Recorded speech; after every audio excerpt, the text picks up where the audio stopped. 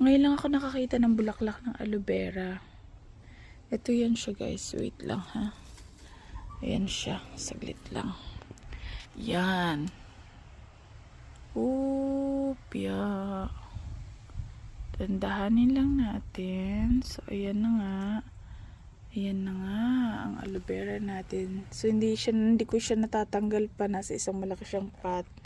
So, ayan. Ayan yung bulaklak niya, guys. Ngayon lang ako nakakita ng bulaklak talaga ng aloe vera. Ayan. O, diba? Ayan siya. Update ko kayo pag bumulaklak na yan siya, guys. Ayan. Kasi, Tapos, yung olives natin, as you can see, may mga na siya, bunga na. Ayan. Green olives to, guys. Yan. So, ito sure na to. Bunga na talaga yan siya.